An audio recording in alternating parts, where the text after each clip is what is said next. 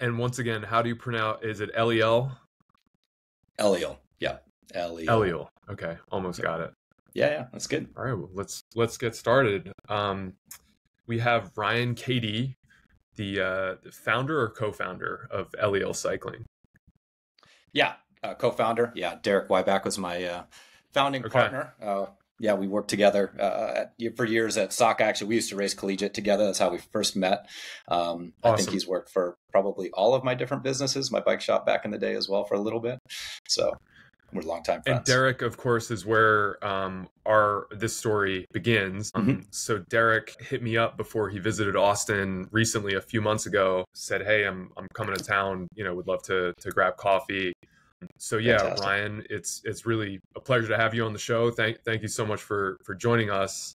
And I'll do a little bit more background. I had moved to LA in 2015, end of 2015, and that was my kind of first time getting familiar with the brand. Eliel was really, you guys had a lot of market share in the Los Angeles area, and yeah, I mean, the brand stood out, and we're going to talk a little bit about that because you guys feature bold colors, patterns that are out there and attention grabbing, and are very much sort of the antithesis of some of the single color, matte type kits that you see that have been popular now for the last probably 10 years. But definitely a story behind that, which is great that you picked up on that. But we'll get to that, I guess. Why don't we jump right in? And again, this all started with Derek, and sure enough, a few months later, we have Ryan on the show. So thanks so much for making time and for being here on the Hill Climbers show. I appreciate you having me. Let's just take the easy question to start. What is your history with cycling? How did you get into it? Well, probably two different phases on that one. So I actually remember years past. So I grew up all over the Midwest. You actually asked about growing up in SoCal, but actually I grew up mostly in the Midwest until I moved to California, going into 8th grade, into a community in LA. But we lived in Milwaukee and Wisconsin for a while. My dad worked for Miller Brewing there, and he used to take us out they used to have the Nationals, whatever that was back then, there. And we used to go out. He used to have a little, one of those reverse trailers. I think it was made by Cannondale at the time or something. So it was a plastic bucket that connected to the back of the bike. And, he was always he loved motorcycles and bicycles, anything mechanical. And then he would take my brother and I, throw us in the back of that thing, and we'd, ride out, and we'd watch just for an outing, go watch some bike races. So that was kind of like awesome. My first, introduction to cycling, Cool. And then you got, you mentioned collegiate racing, and I think you mentioned the word pro at one point. What was the transition into taking cycling more seriously? Yeah, well, I played soccer, coming from the Midwest too, big soccer area. So when I moved out to California, I was still playing soccer, and kind of hit the high school junior varsity, and just wasn't, didn't really click. That the other kids weren't really excited about it. I really wanted to be, on that varsity level. I missed that cut when I was a sophomore, and I was just, it just wasn't my vibe then. So turns out I had a friend, and one of my let's say a little bit of a nerdy kid, Andy. I don't think he would mind me saying that too much, but parents worked for JPL, so first kid with an Apple computer, all that kind of stuff. But we were having a conversation one day, and I was in soccer training, and he was a bike rider, so he was riding, he was doing Solvang Century, stuff like that, when we were almost 16, and got into an argument, as you do as little kids, right? Like, who's in better shape, as if it has any translation. Like, there's literally zero translation between soccer shape and cycling shape, right? So he's like, well, why don't you just, I mean, he knew, of course. So he's like, why don't you give, I was like, oh, I got my brother's old racing bike that he bought when we were in Ohio before we moved out, that's sitting, dormant in the garage. I'm like, I'll just grab that thing. And he's like, let's go for a ride one day. I'm like, all right, cool. So I grabbed the bike, no idea how, set it up, whatever, and go out for a ride with him. We're in Claremont, which is a base of like Mount Baldy. If anyone knows that from the Tour of California, it's a massive, massive climb right there in the foothills. So he takes me up on this little route, probably with this little tiny hill up in the base of the mountains there. And just, of course, just completely destroys me. Right. I mean, as soon as we hit the hill, he's gone. He was a smaller guy too. And I had no idea what I was doing. So, but I'm huffing and puffing. I get to the top. He's waiting there for me. And even though, he just schooled me, I was still like, man, that was freaking rad. And then we just bombed down, the little descent. And it was like, that was kind of it, man. I don't know. It was that simple. And then started riding a little bit. And then two other things happened. This was hilarious because they had a career day at school. And one of the local cycling clubs, it's still there, I think. I think it's still a club. LeGrand. Man, it'll come to me in a bit. But the cycling coach, there was a coach that was coaching the juniors program, and he shows up as a career day and talks about being a professional cyclist as if that was a normal thing in high school. So of course I was just getting into cycling, so I'm like, oh, I'm going to go check this out. And so anyways, I just learned about the club, and then so immediately joined the junior team with my friend Andy, and they had a couple of really good racers already there, and just dove right in at that point. I have to say, that's got to be like the worst career day model of all time. Of all time, absolutely, especially here in the U.S. Absolutely. Oh my God! But also right then, I mean, was that? Yeah, exactly. I have no idea how that happened, but it was hilarious. And the guy, loved the coach. Yeah. I think his name was Mark. Super nice guy. He used to come out. They used to do Tuesday night workouts, and he'd be on the scooter, and we'd do little sprint workouts from behind the scooter, and he'd get the juniors. He was doing it for all the club with the juniors. We'd all line up, and and then there'd be a point, and so we learn how to sprint and kind of lead out on the motor and stuff. Super fun. There's not a lot of that going on, I think, these days, unfortunately. But the other big thing that happened, of course, is that Le Mans won the Tour in '89. So I'm watching that on TV. Boom. And of course, that was like the end right there, man. I was like immediately hooked. I love hearing these stories for someone like yourself that got into racing as a young man, because it takes those very special enclaves and a cycling coach coming to your career day.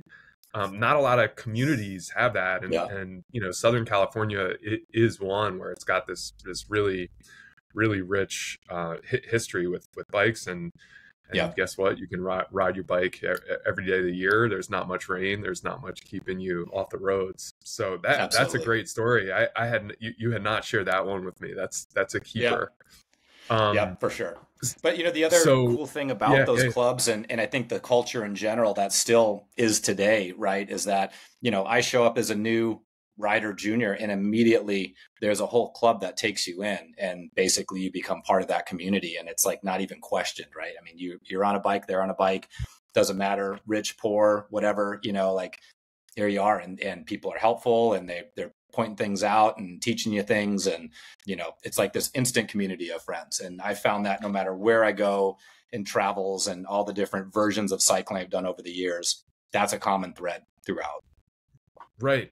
Yeah, and by the way, just on that anecdote about sort of the feeder program, when I was in LA, Lagrange had that's one of the local clubs that's been around for decades, but they had a juniors program, and you would see these kids come in, and they don't know what they're doing, they're just getting started, and within like a year or two, I mean, they're just studs, like, and kids that you wouldn't necessarily think would have that much potential. Right. So, man, like what a beautiful thing to observe, and also when you're that young and you realize that you can do a century, you can climb 10,000 feet in one ride. I mean, it just I don't know, in some way it's got to set you up for some success when that ceiling is just totally destroyed. Well, what was interesting, you kind of bring up, so at that time when I started as a junior racer, my first race was at 15-16 category, and in Southern California, I mean, Jeff Evanshine won the Junior World Championships in that time, and I mean, there were just kids that were already Cat 1 level, super good racers. And I had no idea just starting out. So I'm like, oh, I'll do the junior race. That's the easiest, that's the beginning place you start, right? Wrong. Oh my God. Yeah. So I did, I think a couple races when I was 16, then the next year I was in the 17. So I was right. That was when it was like, I did like 1 or 2 races the year, the summer before, end of summer or something. So I come into the season as a 17-year-old, still pretty new, been riding 6 months or something, right? Maybe a little bit more. And I just get whacked. I mean, it's not even close. And I'm just like, holy crap, and it would have been pretty easy to get discouraged. But then somebody invited me, like to, do another race, do a category race to like do more training, right? So you get 2 races in. And I did the Cat 4 race. It wasn't even a Cat 5 back then. It was just 4s. And immediately I was like competitive and like, mixing it up in the sprint. I was like, this is so much easier than the junior race. So that was super encouraging because I actually won a couple of races pretty quick, in the Cat 4s. So I was a decent sprinter, which is really what you need in the Cat 4s. And I was young and fearless. So, I was that stupid kid that's like, diving corners that helps, and helps until it doesn't all the help. older guys off, right? Yeah, right. I was a little puppy. Totally. You've had this really remarkable career and run with Eliel. What were you like as a kid? Like what were your interests outside of cycling? I mean, is there anything that you look back on that would point to kind of a future in kit making? No, not. I mean, I don't think anything. From a young age. I mean, if I think about like some of the things that really, I mean, I have amazing parents that I think raised me with a great, even though I was born in New Jersey, that's where they started out. My dad's from the East Coast, Massachusetts. He was working in New York at the time before he moved out. But the Midwest upbringing, I think there was just a lot of really good family values, to be honest. And I had a really positive, welcoming, encouraging, I really felt like I could do anything, with my parents' support, my family's support. And, we moved a lot too. So we were a close family. Me and my brother, I have one brother, 2 years older. And we moved every 2 years for, 5 different moves around kind of the Midwest, I think. And so that was tough. You kind of have to, you have to learn how to adapt. And that's another, I think one of the things I learned from that. But also being really very close with my family. But, no, I think the other probably, I think just that, I mean, I was that kid that was pretty good at a lot of, whenever I did something, I was pretty good at it right from the start, but I didn't learn a lot of really good work ethic. I was always the kid that was like trying to figure out how to game the system and do things. And I cruised through, not to brag or anything. I cruised through school, for a while. And, I only had a little bit of trouble when I was doing like AP tests and in high school. And even then I figured out kind of how to game the system and, got into UCSD, right? Which I certainly would not these days. I mean, like I look at what my kids had to do to get in school these days. I would have been like, there's no way they would have taken me. But then I got the wake up call in college, right? It was just like, oh man, I almost flunked out of my first calculus class there. Got the wake up call, but I was always kind of that guy that was looking for those angles. And, but then when I found cycling, I think that the passion that I found, I was just so in love with it and I wanted to do it. I just wanted to race. I loved the racing part of it. And so I was willing to do whatever I needed to do to become a better racer. And that then that passion kind of fueled the attention to detail. And, and I wasn't the most physically gifted. My VO2 max is not, 80 or whatever, I think good enough that I had success right away and I'm pretty quick. From a sprint, I had good natural ability for tactics, but I had to learn all that stuff. And if I wanted to, as I, got into the better categories, I mean, you have to really learn and pay attention. And, I always had my equipment dialed. I mean, I was really into time trialing for quite a few years. And so before that was, this was back in, I don't know what, the mid late 90s. So some of the early equipment, the new Cervelos and things like that, I had some of those early on, but I was always in attention to detail. And so I was, because of that, I always had a good advantage. I never had mechanicals in races because I always had my stuff dialed. And I didn't want any excuses either. I hated that, like, if I screwed up and I didn't win or I didn't do well, I wanted it to be 100% on me. I didn't want it to be like, oh, I got a flat and I couldn't do this, or my chain came off, or my blah, blah, blah, blah, blah. So, yeah. And we talked about the Mate Mohoric. What was it? Was it Milan San Remo? The dropper posts like that. Yeah. That was kind of what I thought of when you shared that aspect Yeah. of how you're thinking Yeah. about racing. Obviously, the guy is super talented, right? But he came up with but he something that thinks about it. maybe He gave him thinks that about everything. advantage. Yeah. Oh, To definitely. get him Yeah. past those maybe guys who are that couple percent more gifted than him. That was amazing, right? And we'll get into Eliel and your sort of unique approach, but I really think that this is telling. I mean, you're thinking about kit making and detail across all of the disciplines in the supply line. And I think a kind of a telling comment. So I had a teammate, this guy Victor Ayala, who's lives in Ensenada, and we became teammates in the last few years of racing, and we were on the Schroeder Pro team for a year together. Years after, I mean, this is, that was 15 probably years before. And before Eliel started, but when I did, and he's still racing, I reconnected. He's actually on Lagrange. You mentioned Lagrange earlier, but when I, saw him again after starting Eliel, he's, I was kind of telling him about the gear, and he's like, Ryan, you don't even need to tell me about the gear. I know it's going to be amazing because you're so freaking anal about your equipment and everything. He's like, you always had to have every freaking thing dialed. And I think that's what I brought, and still bring to business and certainly the clothing and the gear itself. yeah, so let's start talking about that. So you mentioned you fell head over heels in love with bike racing, and it sounded like you wanted to make that part of your life, part of your livelihood. What were some of the first steps to starting the company? What's that story? Ooh, I could probably talk for hours about this, but in my sophomore year of UCSD, I couldn't get all the classes I want. And in my freshman year at UCSD, my parents moved from LA to Detroit, Michigan for a new job. And so the summer after my freshman year, I went to Detroit with no friends, no nothing. And again, thank goodness I got a job at the local bike shop, D&D Bikes. And that was my friend group for that summer until I started meeting some people at the very end. I didn't want to go back to Detroit. No offense. The next summer. So I got, when I was having trouble finding the classes I needed in the spring quarter at UCSD. So I just started working at a bike shop and moved in with a friend on the cycling team who was a little bit older and had a little condo in town.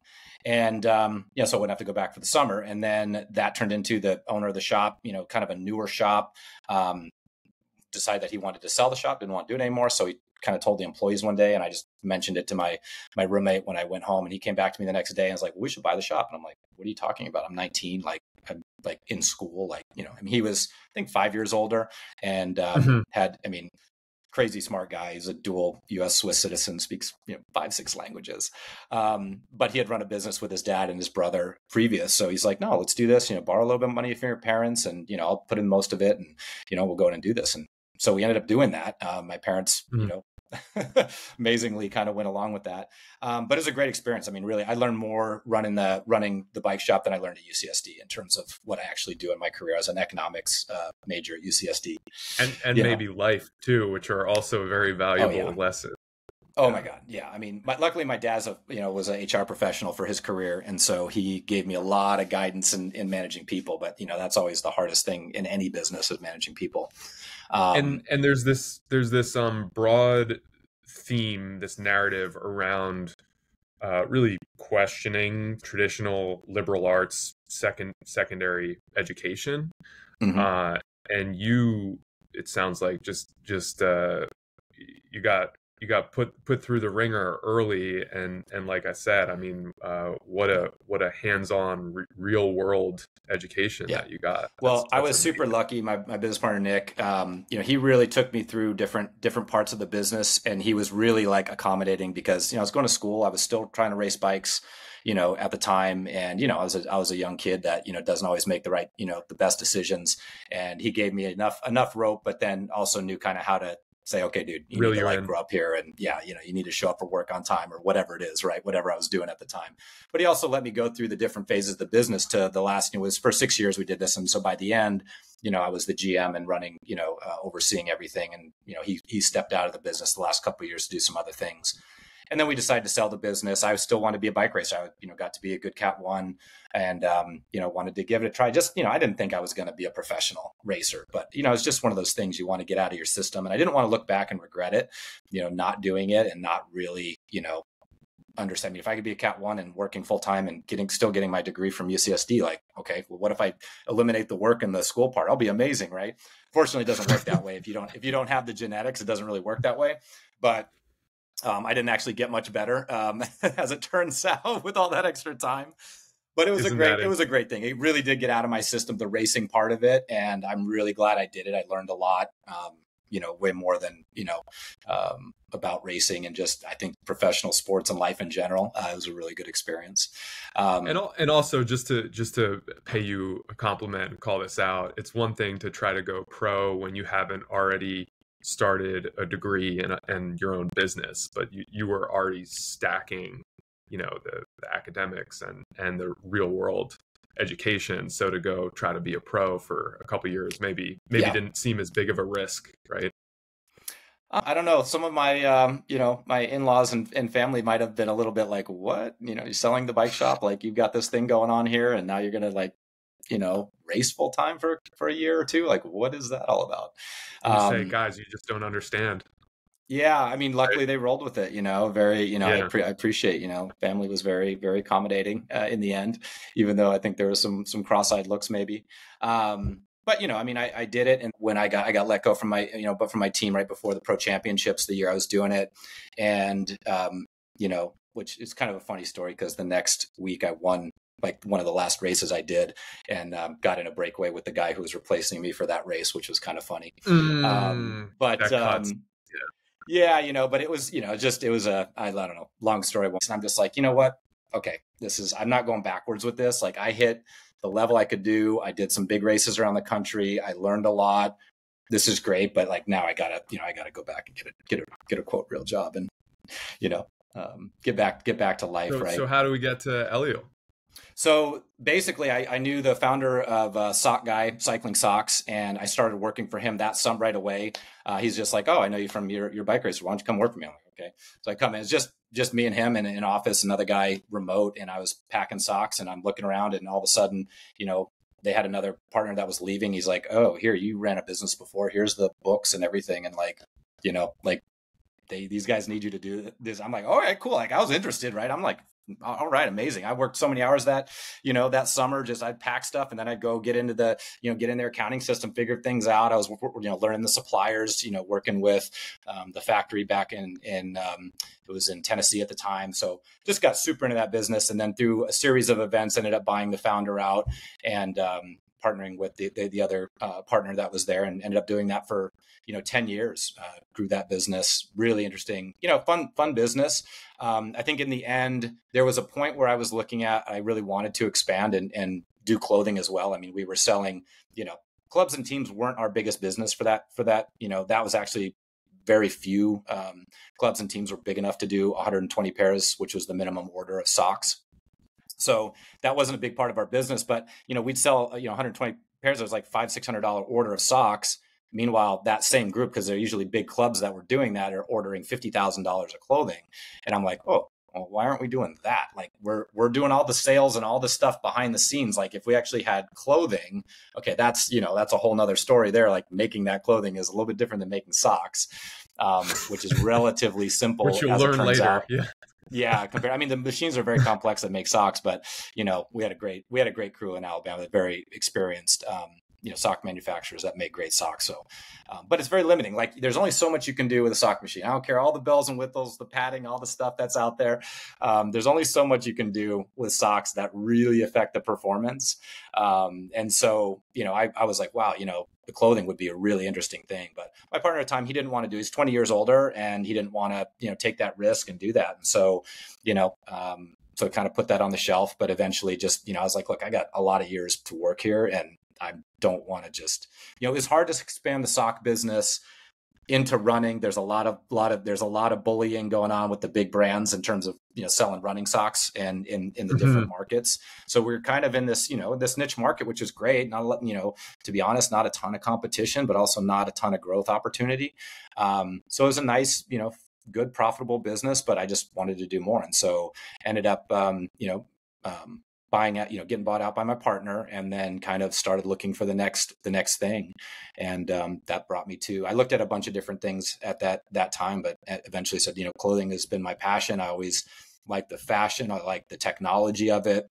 There's always stuff about the clothing I didn't like and still didn't like, and the stuff that I was riding wears out too fast, chafes in the wrong place. Like, why do they make it this way? Why is there a seam here? That seems ridiculous. Like, I could do it better. I can do it better. I can do it better. Right. So, so finally, put my money where my mouth was and said, all right, I'm going to do it. And what year are we talking? This was 2014. I mean, started doing the research 2012. I really started at Interbike 2012. Sold to my partner, I think, in February of 2012. Took some time off, did some traveling with the family, and then went to Interbike that year and started really, kind of looking around more serious.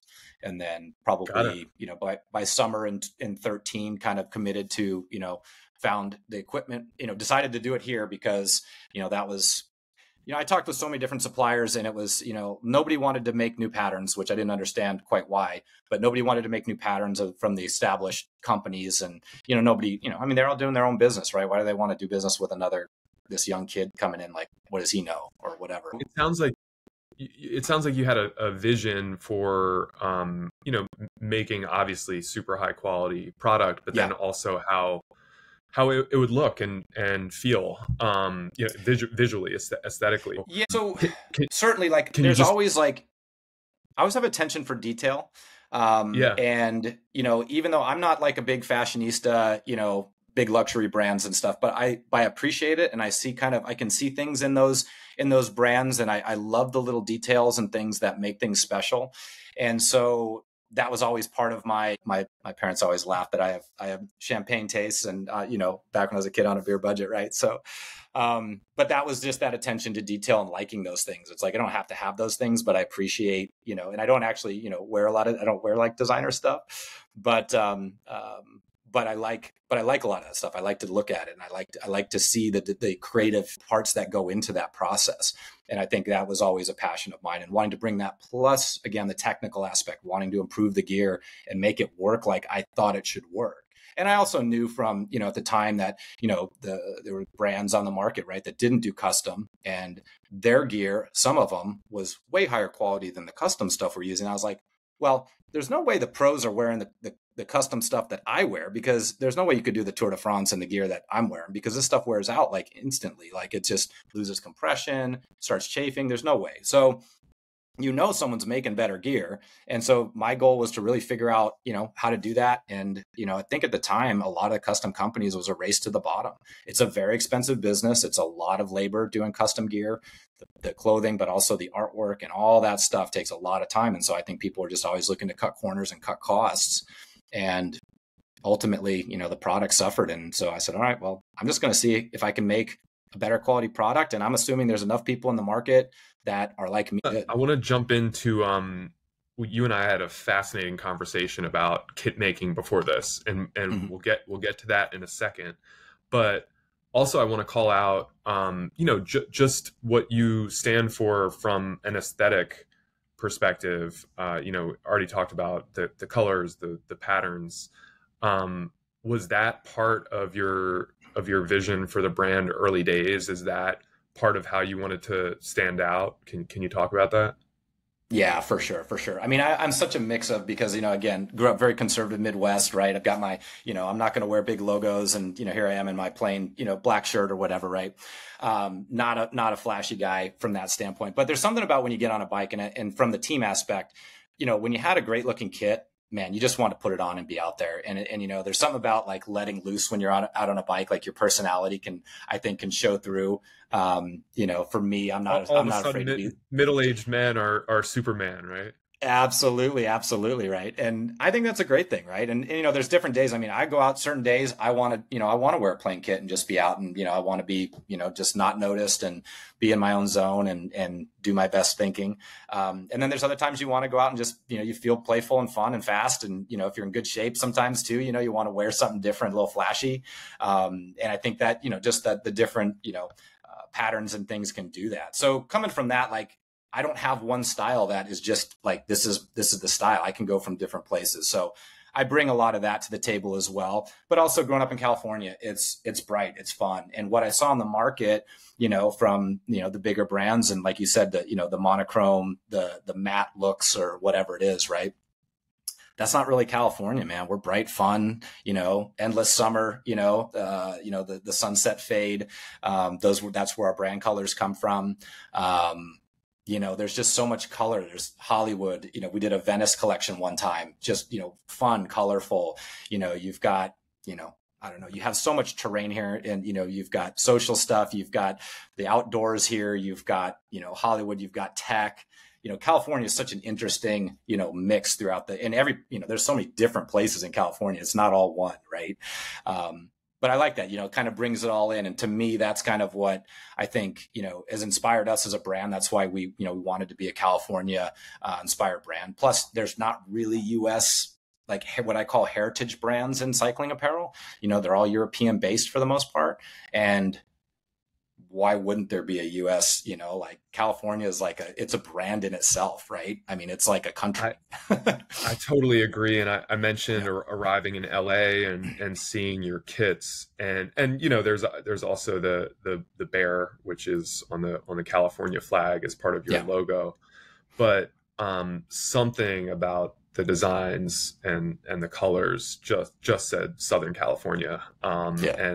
And people got it. People repped it. And that I didn't fully realize this, but if you were really just getting started when I moved to LA, then you guys had already made a solid dent in the market when you had just launched.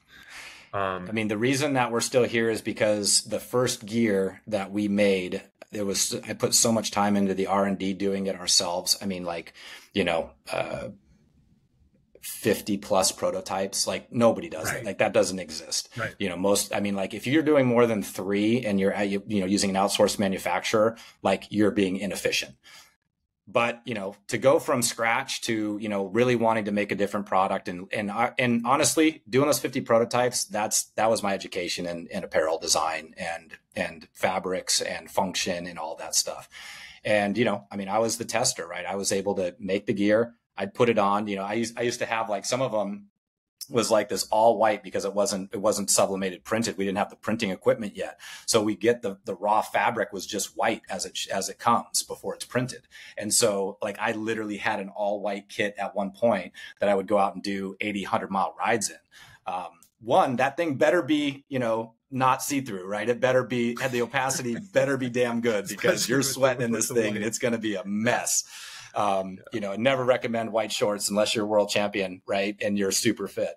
But I was actually super fit at the time because I was testing every day. I would go out and I'd do these monster rides in the gear because everything works the same for 2 hours, right? If you're doing a coffee ride, it's all similar. I mean, it's not, but it is. It's really when you get into 4, 5, 6 hours that the gear completely changes, right? And so if the designer that's designing the gear can't go out and do that, you'll never know, right? You'll never know how good a chamois is, how good a material is, unless you go out and put it through the paces. And that's where my cycling background and, riding at the level that I rode at was a huge benefit. I mean, I don't know any other, are there any other founders, CEOs of companies that still, design the gear and ride like that? I don't know. Yeah. Don't know any off the top of my head. I was just going to say, based on what you shared, and going through those 50 iterations, it makes sense that your product can hit the market and you can look like you've already been an established brand. That's a really interesting insight for me, having observed the brand in the early days. It didn't. One of my favorite stories is one of my local friends here.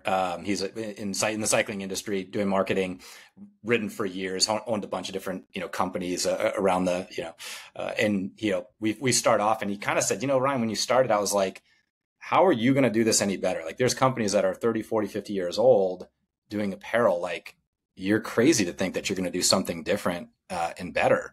And then he rode the first pairs and he's like, I don't know what you did, but this is better than anything I've been using. And that was it. He was like, I got to get rid of all my other gear and I'm just going to use this. So awesome. That was, that's where you're just like, yeah, it's really, those are the types of things that I really appreciate. And when clients, come and say that. I mean, the one positive throughout the 10 years, I mean, we've had a lot of ups and downs, but the one positive is that the gear has always been really good, and people, they feel it. I talked to some clients just this last week, doing some outreach just to, some of our clients, people I'd never talked to before. And that's the common thing. It's like, man, I found your stuff. It feels amazing. It's just better than everything else I use. And that's why I like the brand, and then, and then you got, I like your designs too, but ultimately it's the quality and the feel that they love. The most important part. Yeah. So I was so excited to talk about this. Let's dive into the actual process of making manufacturing kits. There are just some really like incredible gems in here. Can you just walk us through what your process is and just start from the beginning and share the whole thing?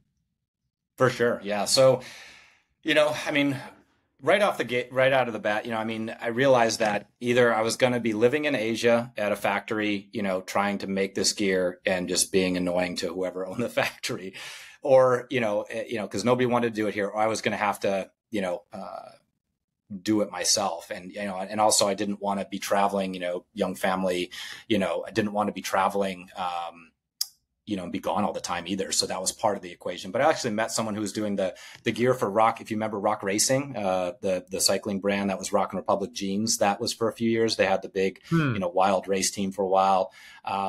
They were actually manufacturing their stuff. It wasn't custom, but it was their own inline stuff in LA. And I found the guy who was actually had set up there and worked in their manufacturing, and he became a rep for the equipment. So I found the stuff, he gave me enough information on, okay, you need this equipment. Here's kind of the metrics. And I was like, okay, I think this can work. I mean, like, we're not, we don't have the duties, we don't have the shipping, costs or whatever. I think we can do this. So we, that was kind of, finding the fabrics, finding the right equipment, invest in. We were one of the first companies probably to invest in the laser cutting equipment. So not hand cutting any of the fabrics, which there's a lot of stories learning that machine in its early days. But we did, like Derek and I, like we were the ones that started, and we were running, we had an artist with us doing the graphics, but we were running printers, we were running the heat press, we were, transfers to the fabric. And so we learned all these things throughout the process. And can you talk a little bit about the sublimation process and why why that's better for the kit's look and quality? Yeah. So the way it works is basically like, so you have a designer, they go through and they create the design. They have to put it onto a template in Illustrator with all the pattern pieces, right? They create a print file, and then it prints onto a piece of paper on a super large format printer, right? And, they kind of puzzle piece it all together like Tetris or whatnot. In our case, because we actually print roll to roll, which is kind of a different process. So a lot of companies before would cut the pieces out beforehand, right? Just the pieces of fabric, right? Blank, not printed. And you would print the paper, and then you would take these little pieces and you'd have to match up size and the right part, and you'd put it on the ink. And then you'd either put it into a flat press and it would come down and press it, or it could go through a calendar press, which is the moving, like the big drums that it pulls the paper in and goes through. A lot of room for error there. You could pull wrong sizes. The pieces can shift and get these little, quality issues in the printing, all kinds of things. So we were like, okay, well, we wanted to eliminate as much labor as we could because we're in California, very expensive labor. So we looked at, okay, the laser cutting, eliminating the hand cutting of the stuff and printing roll to roll. It's a lot less people to put the parts on, as it's going through. So it does limit as you're printing, though. You have to have the pieces turned the right way to lay in the grain of the fabric. Each fabric has a warp and a weft, which is the stretch in the different directions, right?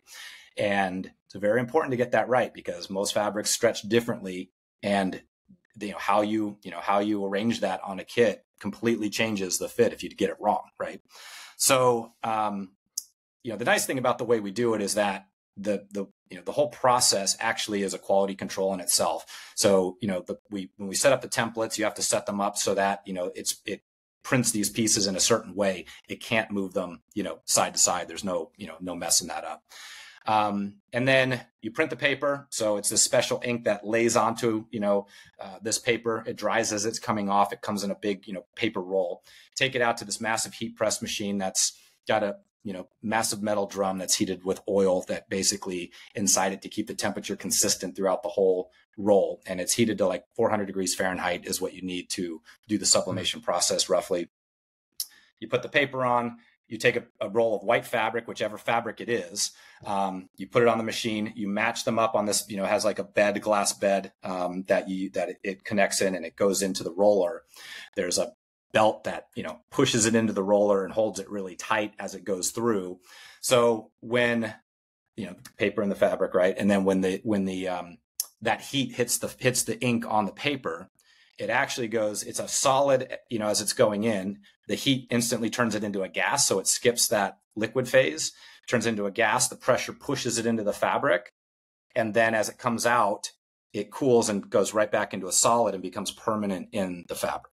So that is what sublimation, printing is. So it's not like, laying ink on top of direct on top of a, thing. It's not dyeing, in a vat or something like some of the pre-dyed fabrics are. Everything that's sublimation printed, all the stuff with logos and colors that you're printing, is done in this manner. And it also has to be on a polyester base. Polyester is the material that takes the ink permanently. So all the fabrics, so you are, there are fabrics, and this is why like on shorts, you'll have a black pair of dyed inner, panels on your shorts, and the outside are a little bit, they're black, but they're not quite the same shade.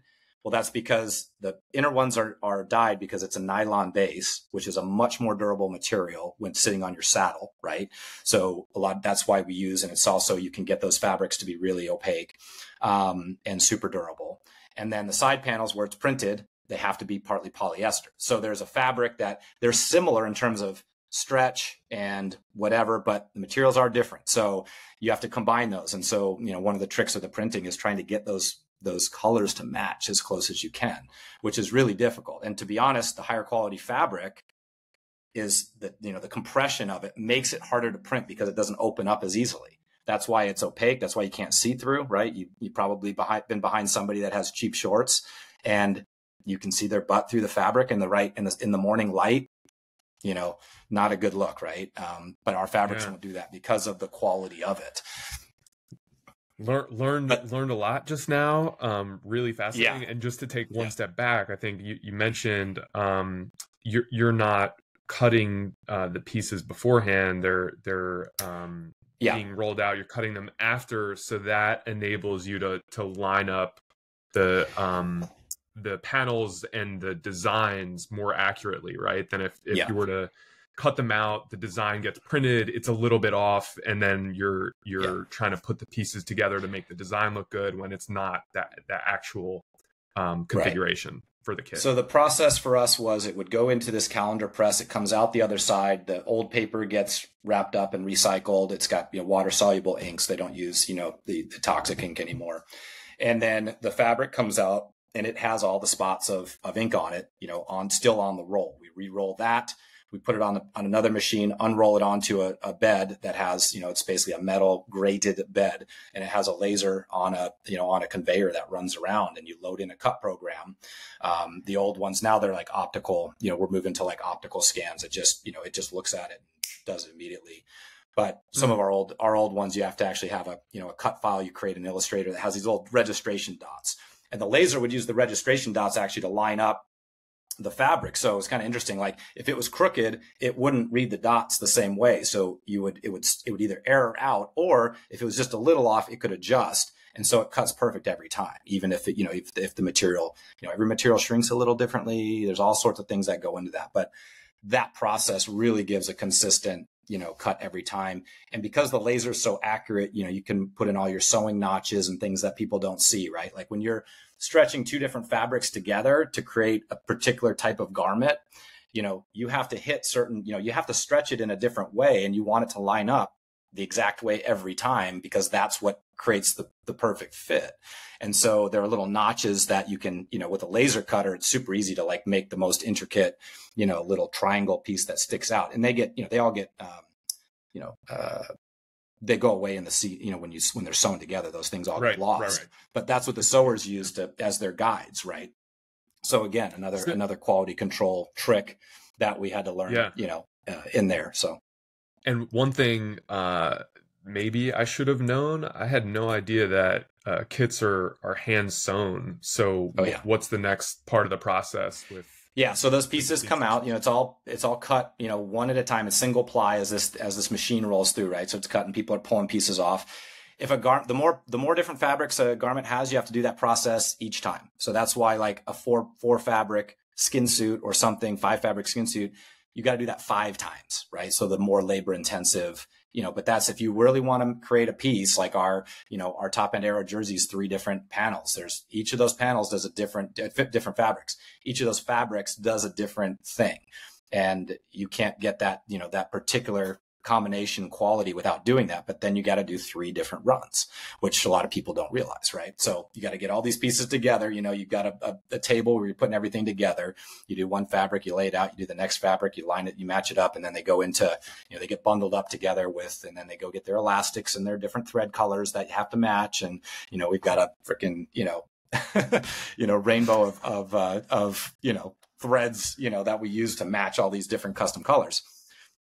And then they go into sewing, but the sewing process is still a fully manual process, right? So they, I heard a story, there was a U.S. government tried to invest in, making automated sewing machines because their mandate was that they had to make uniforms in the U.S. Well, they make a bajillion uniforms. You can imagine how expensive that was for them to make the same, uniform. And so they gave somebody a ton of money to try and figure this out. My understanding is they never figured it out, just to try and automate it to make it less expensive to do in the States. But, putting 2 different stretch fabrics in together, like the machinery it's still a hand, it's a feel, it's a touch. The sewers are very skilled.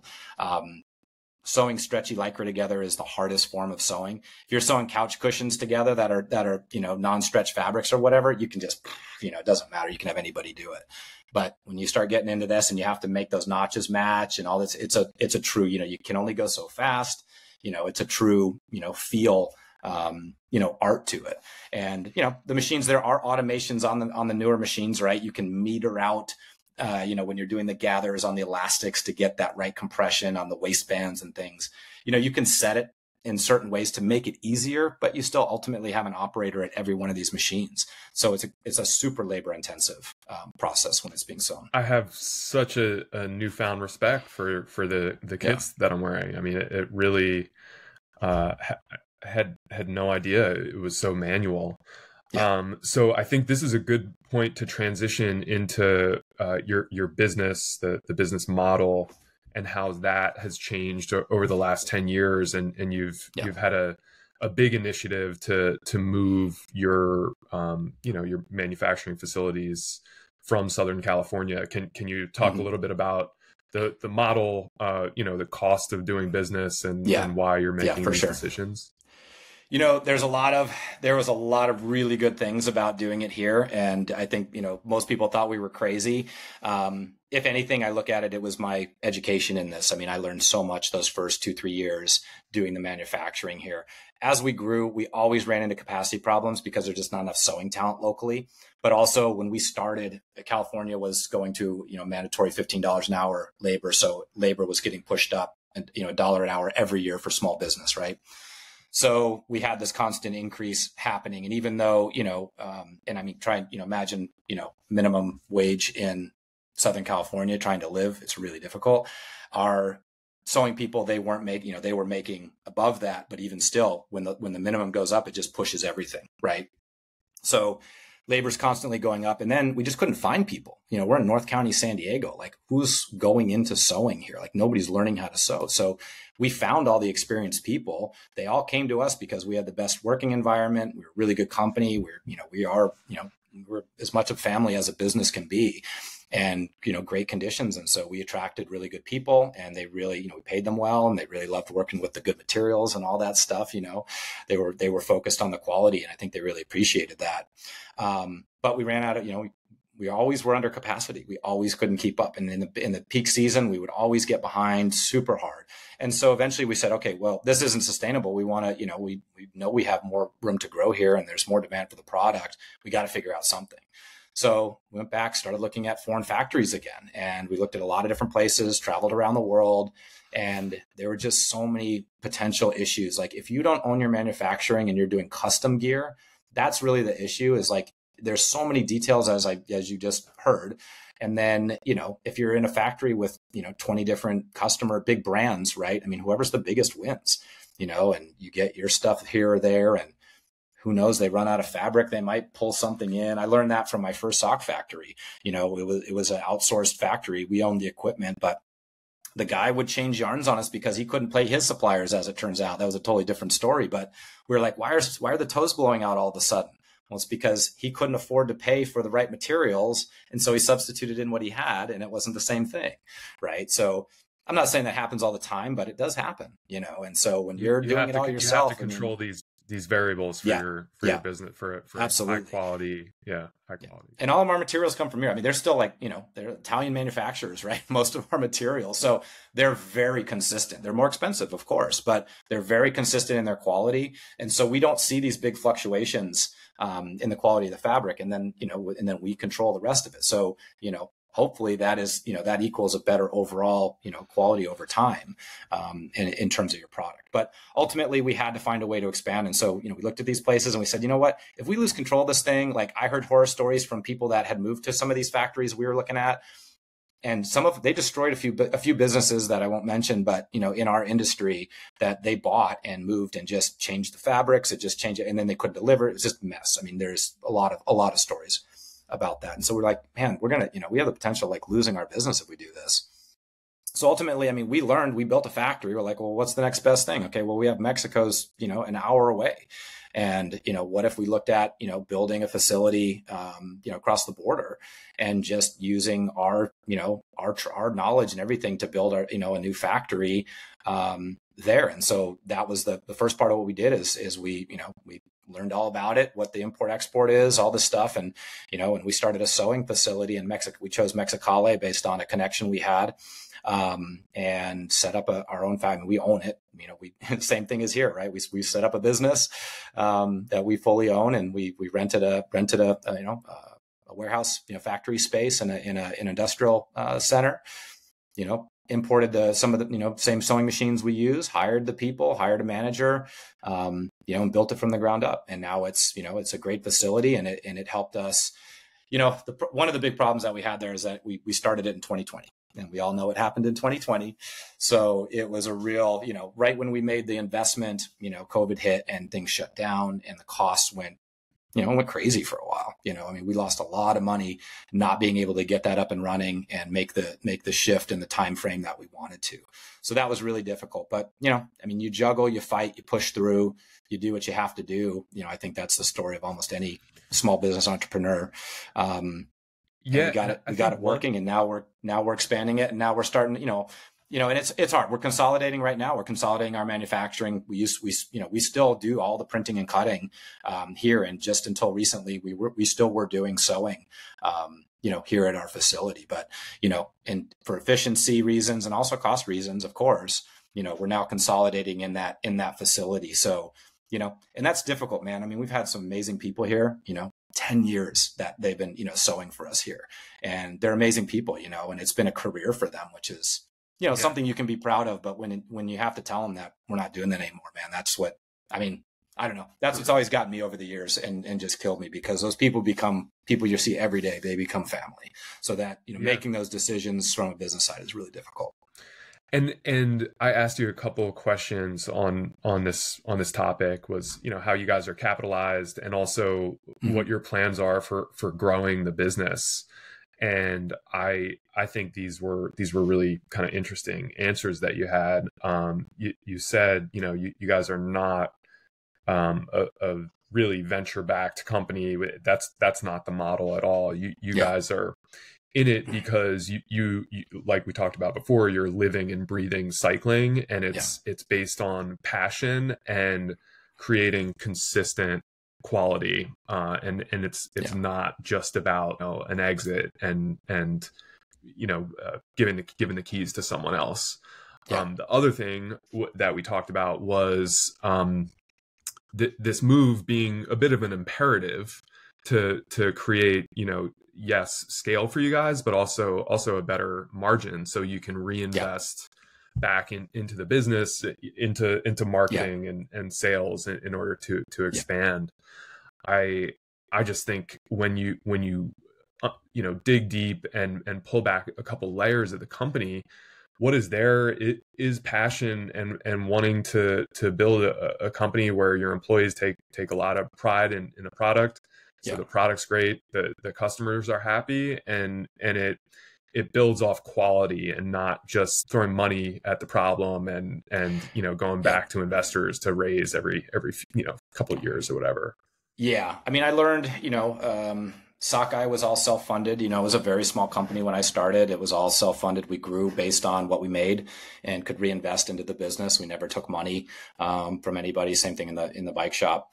And Eliel was the same way. The money I made from selling Sockeye was just rolled right into starting Eliel, into the equipment and everything. And, and we, I don't know, I'm not sure how much of it was I guess it was a conscious choice not to go that route. I know a lot of the companies, and some have worked and some have not, that have taken, big investment money up front. And then they say, oh, we're going to grow this much and we're going to return this much.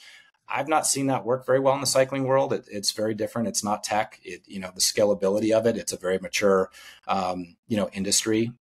And, I'm not a sales guy like that. I'm not going to go out and, it just feels, doesn't quite feel right, to me. And so it doesn't fit. They're the SaaS companies, and there are models and precedent for that and that kind of quick scale and that's not, that wasn't about, that wasn't the goal. If the goal was to make money, right, I'd go do something else, right? I wouldn't be in the cycling world. But, the goal, when we sat down and said, okay, well, what do we want Eliel to be?